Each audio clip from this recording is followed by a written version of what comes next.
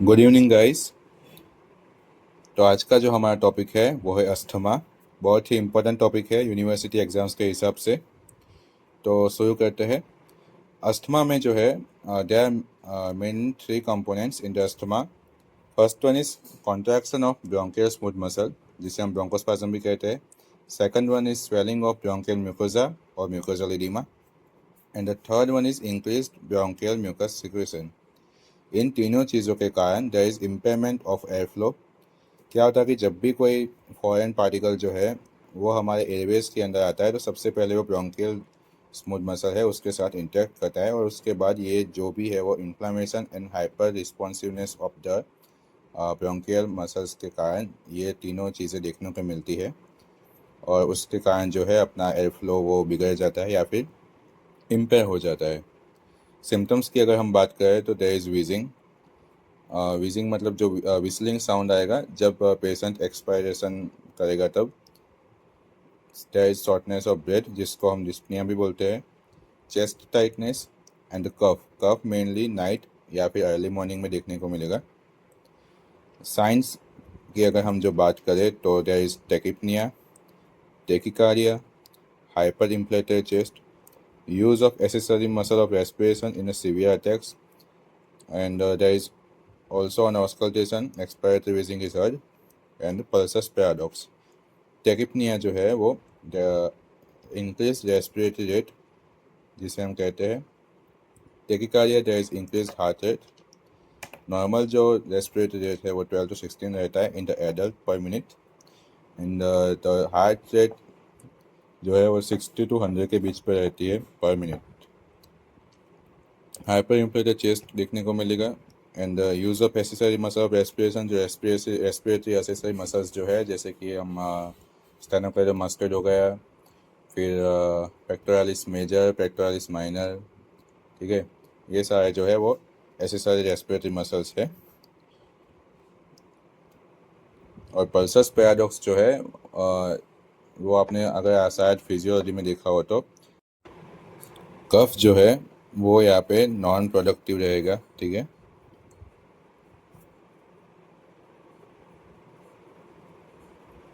वही नाइट में या फिर अर्ली मॉर्निंग में मेनली देखने को मिलता है।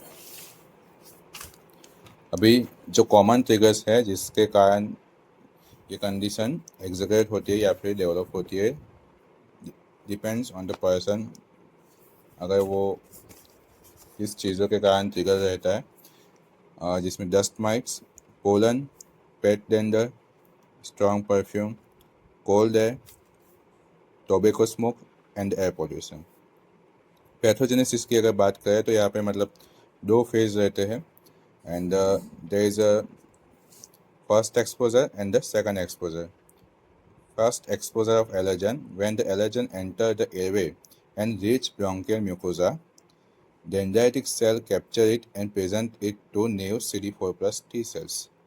जब भी कोई एलर्जन जो है वो अपने एयरवे के पाथवे से ब्रोंकियल म्यूकोजा पे पहुंचता है, वहाँ पे जो डेंड्राइटिक सेल्स है वो उसको कैप्चर कर लेते हैं और अपनी जो CD4 प्लस टी सेल है उसके सामने, उसके समक्ष वहाँ पे खड़ा कर देते हैं, ठीक है।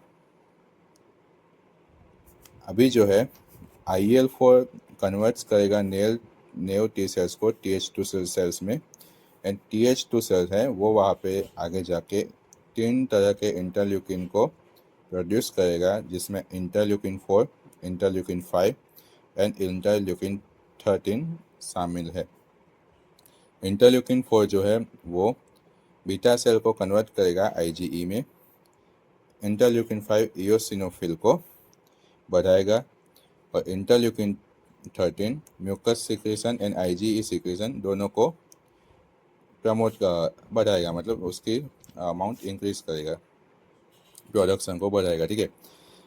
उसके बाद क्या होगा कि IgE जो बना वो बाइंड होगा मास्ट सेल के रिसेप्टर के साथ, जिसका नाम कुछ FCERI रिसेप्टर है, and now mast cell are sensitise towards that particular allergen.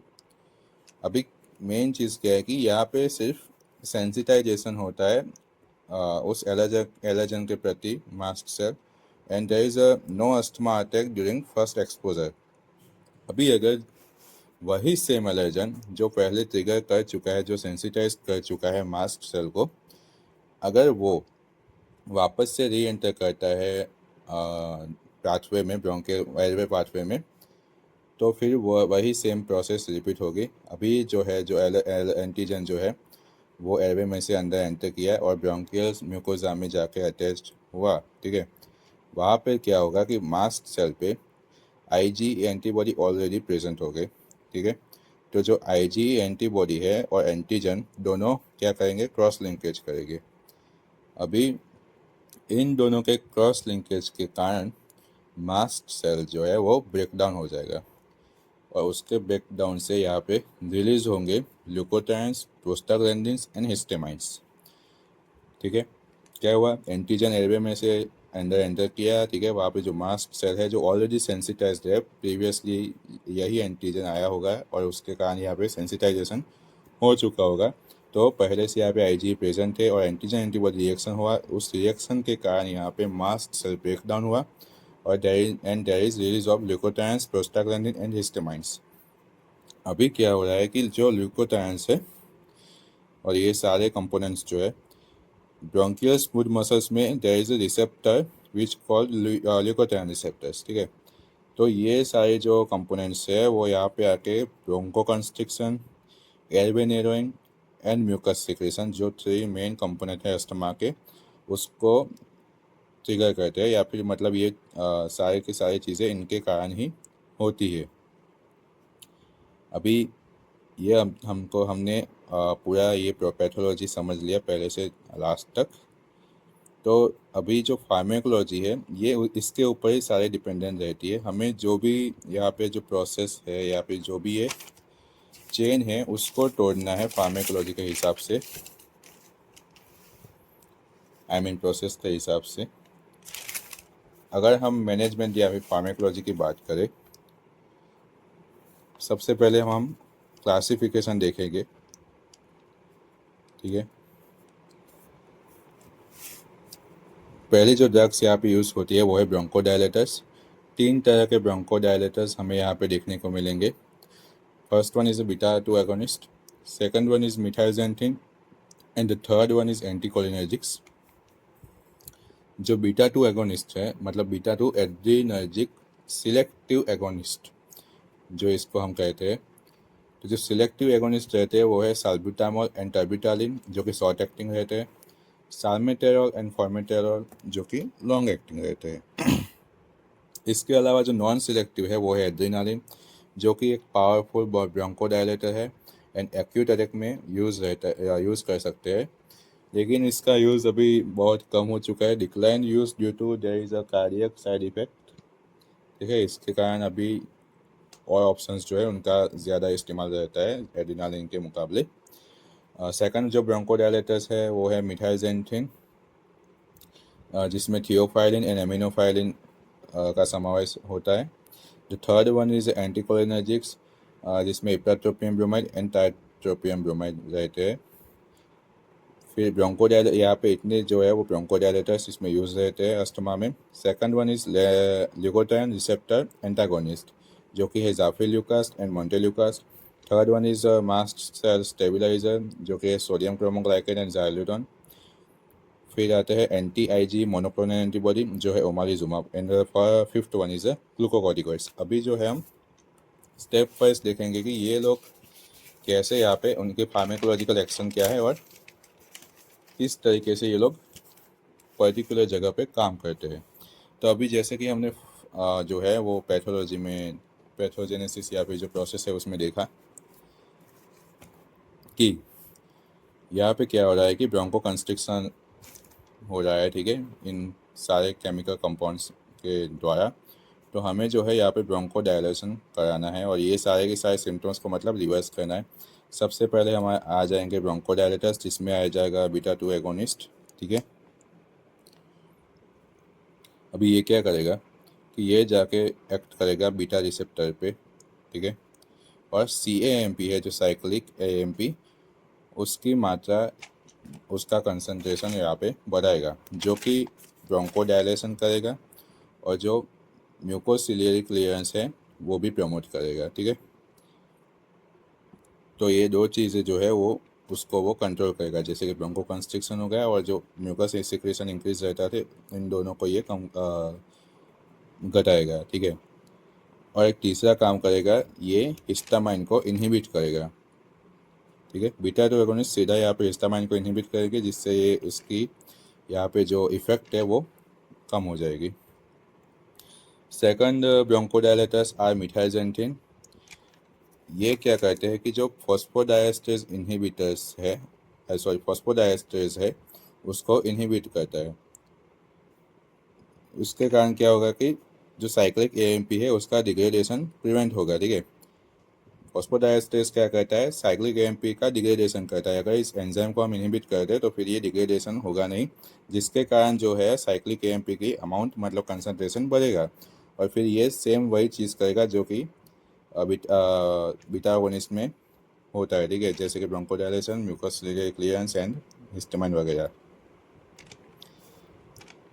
लेकिन अभी ये लॉन्गर यूज़ में नहीं है। ठीक है। क्योंकि इसके भी एडवर्स इफेक्ट है, जैसे कि tachycardia, hypotension, palpitation etc. And in the rare case there is sudden cardiac death can happen.